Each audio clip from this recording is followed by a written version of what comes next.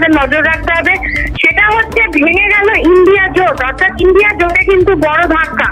আমরা যদি তুমি একটু পিছনের দিকে তাকাও তাহলে আমরা দেখতে পাবো নীতিশ কুমারই কিন্তু সেই প্রথম ব্যক্তি ছিলেন যিনি বিভিন্ন রাজ্যে ঘুরে ঘুরে ইন্ডিয়া জোট তৈরি করার মূল দাবিদার হয়েছিলেন, মূল ভিত্তিপ্রস্তরটা তিনি স্থাপন করেছিলেন।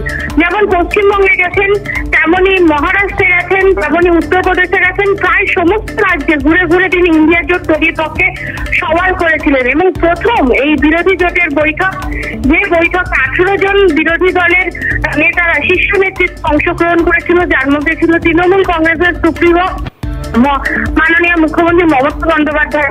পাটনাতেই কিন্তু সেই বৈঠক হয়েছিল এবং নীতিশ কুমার নিজে সেই বৈঠকের পৌরোহিত্য করেছিল। এরপরে আরো দুটি বৈঠকে কিন্তু নীতিশ কুমার সক্রিয়ভাবে অংশগ্রহণ করেছিলেন, বোম্বে এবং বেঙ্গালুরু। এই দুটো বৈঠকে অংশগ্রহণ করলেও আমরা দেখতে পাই ছন্দপতন ঘটে কিন্তু দিল্লির বৈঠক থেকে। দিল্লির বৈঠকে মুখ্যমন্ত্রী মমতা বন্দ্যোপাধ্যায় দলের কনভেনার হিসাবে মল্লিকার্জুন খার্গের নাম প্রস্তাব করাতে অত্যন্ত বিরক্ত হন নীতিশ এবং বৈঠক ছেড়ে তিনি বেরিয়েও গিয়েছিলেন বলে সূত্রের খবর। তারপরে ধীরে ধীরে জল অন্য খাতে বইতে থাকে। আমরা দেখতে থাকি এনডিএ তথা বিজেপির সাথে নীতিশের সম্পর্ক আবার ঘনিষ্ঠ হতে থাকে এবং যার ফল আজকে অষ্টমবারের মতো তিনি মুখ্যমন্ত্রী পদ ত্যাগ করলেন। অষ্টম মুখ্যমন্ত্রীবারের জন্য তিনি মুখ্যমন্ত্রী হয়েছিলেন বিহারের। জেডিইউ এবং আরজেডি যে মহাগাঠবন্ধন, সেই মহাগাঠবন্ধনের মুখ্যমন্ত্রী হিসাবে আমরা নীতিশ কুমারকে দেখেছিলাম শপথ নিতে। একসময় 2020 নির্বাচনের পর তিনি এনডিএরই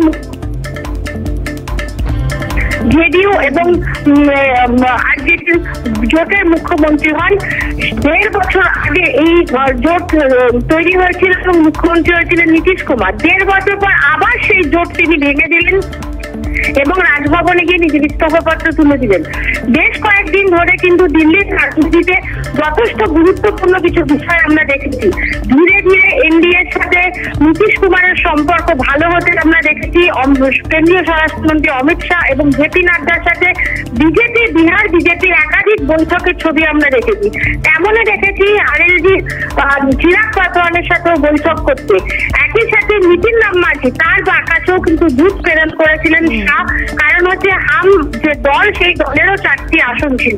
এই মুহূর্তে যেটা আমরা দেখতে পাচ্ছি জেডিইউ দলের সমস্ত বিধায়করা কিন্তু নীতিশ কুমারকে সমর্থন জানিয়েছেন।